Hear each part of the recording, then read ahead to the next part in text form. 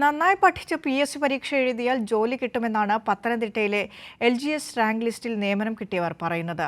3 വർഷം കൊണ്ട് പത്തനംതിട്ട ജില്ലയിൽ നിന്ന് 411 പേർക്കാണ് സർക്കാർ സർവീസിലേക്ക് നിയമന ശുപാർശ ലഭിച്ചത്.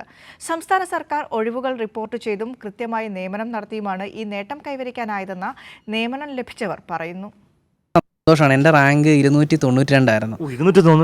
അപ്പോൾ എനിക്ക് ജോലി കിട്ടുമോ എന്നൊക്കെ ആദ്യ സമയത്ത് ഭയങ്കര ടെൻഷൻ ഉണ്ടായിരുന്നു. വേക്കൻസി ലിസ്റ്റിന് തീരാറായപ്പോൾ മുഴുവനായിട്ട് നമുക്ക് റിപ്പോർട്ട് ചെയ്ത് തരികയും അതിൻ്റെ ഫലമായിട്ടാണ് എനിക്ക് GST വകുപ്പിലെ ജോലി ലഭ്യമായത്. കേരള പബ്ലിക് സർവീസ് കമ്മീഷൻ 2022 പ്രസിദ്ധീകരിച്ച LGS റാങ്ക് ലിസ്റ്റിൽ നിന്നും 3 വർഷം കൊണ്ട് പത്തനംതിട്ട ജില്ലയിൽ 411 പേർക്കാണ് സർക്കാർ സർവീസിലേക്ക് നിയമന ശുപാർശ ലഭിച്ചത്.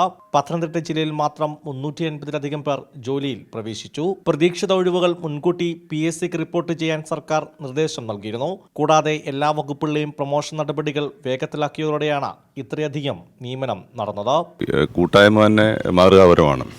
അവർ നിരന്തരമായി NGOയുടെ ചുമതലപ്പെട്ട ആളുകളോടും സർവീസ് മേഖലയിൽ എവിടെയൊക്കെ പ്രയാസങ്ങളുണ്ട് ഈ വേക്കൻസി റിപ്പോർട്ട് ചെയ്യാനുള്ളത് സംബന്ധിച്ച് ബോധ്യപ്പെടുത്തുകയും നമ്മളുമായി ആശയവിനിമയം നടത്തുകയും നിരന്തരമായി ഇടപെടുകയും ചെയ്ത് നമ്മുടെ ഗവൺമെൻറ് കാഴ്ചപ്പാടിനോടൊപ്പം നിന്നുകൊണ്ട് റാങ്ക് ഹോൾഡേഴ്സ് അസോസിയേഷൻ നേതൃത്വത്തിൽ ജോലി ലഭിച്ചവർ ഒത്തുചേർന്നു.